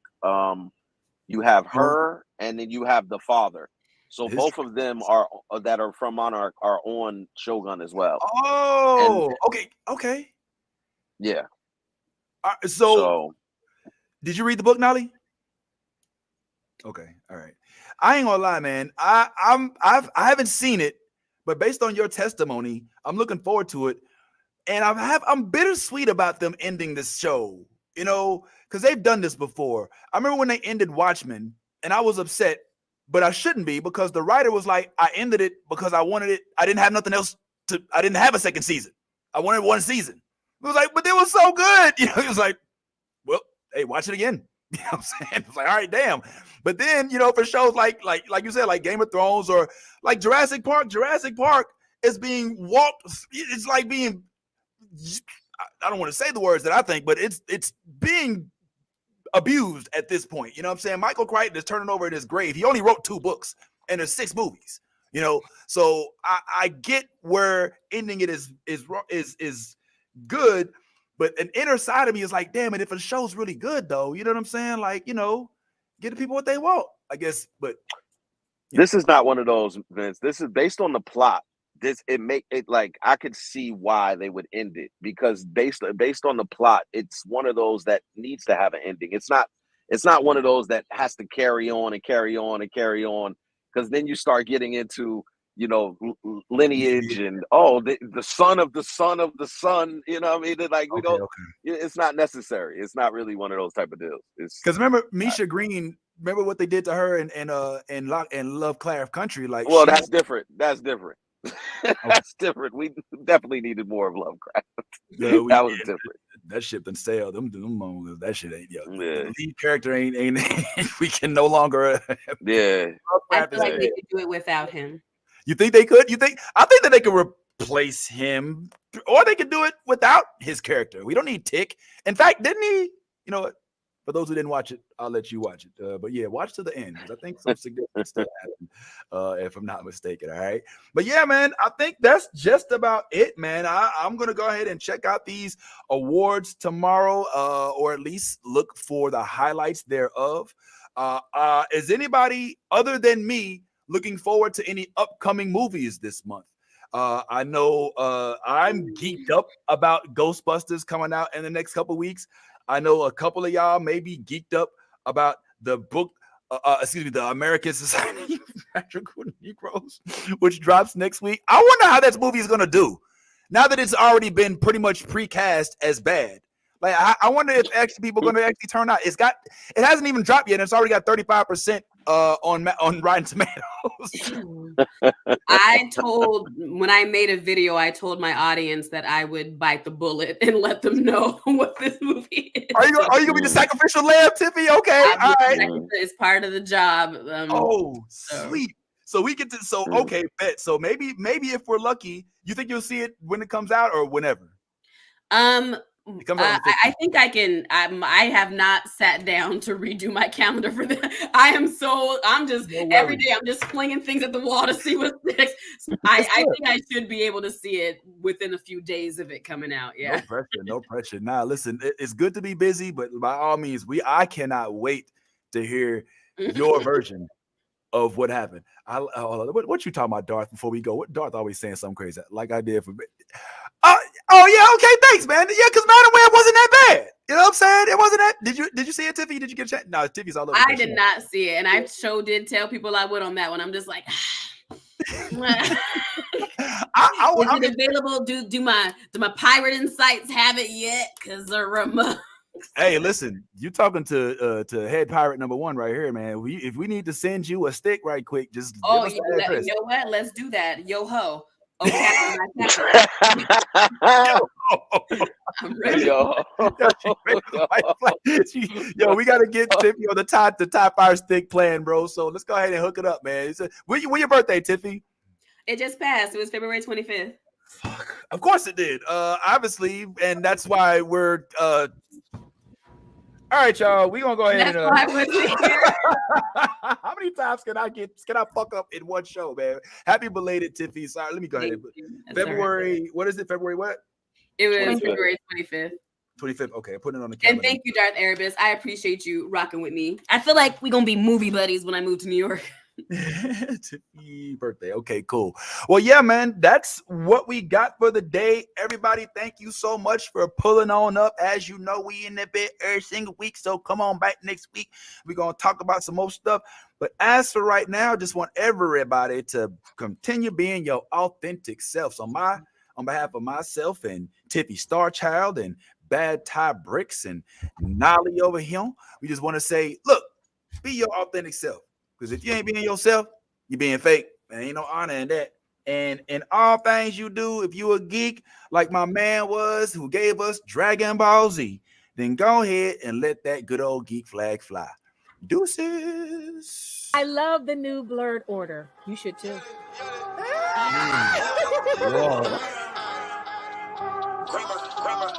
Let me get all this